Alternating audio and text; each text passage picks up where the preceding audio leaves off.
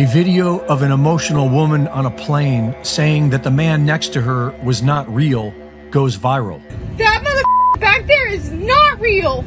This is followed by multiple videos of people claiming to have witnessed the man's eyes wink from side to side. When he winked at me, and it was his left eye looking back at me, it didn't wink like this. It winked like this.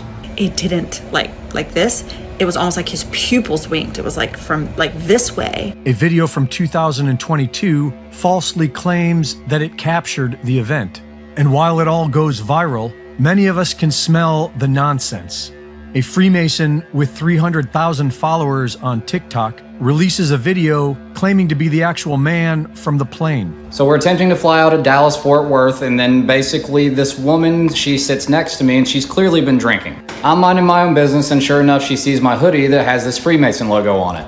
And on top of that, she noticed my ring, so she started to ask questions. Nothing dramatic, just asked me, do I know what these symbols mean? Why am I wearing it? What's the purpose? Yada, yada, yada. And long story short, I basically just say, hey, I'm a Freemason. Next thing I know, she basically starts to grill me about low-level Freemason and that it's all Satanism and that it's ruled by reptilians and blah, blah, blah. So I simply put my hood up and I started to ignore her and basically just mind my own business. So moral of the story, don't believe everything you hear on the internet. You cannot believe anything you hear on the internet or anywhere else for that matter.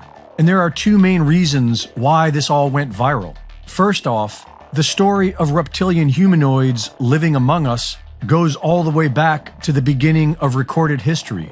The oldest official writings on Earth are the Sumerian texts. They describe a reptilian race that genetically modified human beings with their own reptilian DNA. All three of the Abrahamic religions describe a reptilian race of humanoids that live among us. The story of the Garden of Eden in the Torah, wherein Adam and Eve were created in the image of the Elohim, reptilian beings known as the Nachash began breeding with Eve so that they could be more like the Elohim. According to the Torah, these Nachash were obsessed with genetic modification and still live among us today, where they feed off a substance called afar, which is the same substance that human beings are made of. In the Christian Bible, this creature is described as a serpent in a tree. In the Nag Hammadi, early Christian Gnostics wrote of a race of creatures known as the Archons, described as a reptilian humanoid. These Archons fed off of humans, including negative emotions such as fear and anger. The Quran also has writings that describe reptilian creatures who live among us, known as the jinn. The Australian Aboriginal people have traditions and paintings that date back thousands of years, depicting a rainbow serpent creator god. And about 10,000 miles away, the Aztec Mayan serpent gods Kulkukan and Quetzalcoatl are also described as rainbow serpents, and were believed to have created human beings using their own DNA. This is found everywhere. The Druids of England called it Hakpen. The Romans called it Glykon. In Africa, it was Niami Niami. In Egypt, it was Apapis. Many royal bloodlines have claimed to be descendants of these serpent gods, such as Alexander the Great of Macedon, Emperor Jimmu of Japan, and the Dragon Dynasty of Media, now known as Iran. The Nagas serpent beings of India are believed to still live among us in underground cities, and the Hopi Indians have stories of underground cities that are home to thousands of lizard people.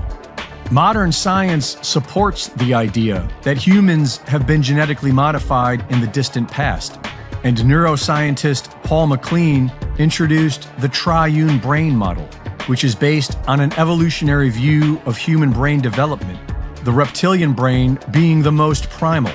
This is where our fight or flight response comes from. It is the home of our lower ego mind.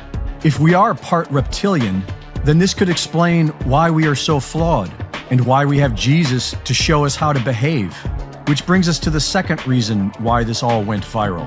The reptilian brain craves attention and distraction, anything to avoid looking at one's own flaws.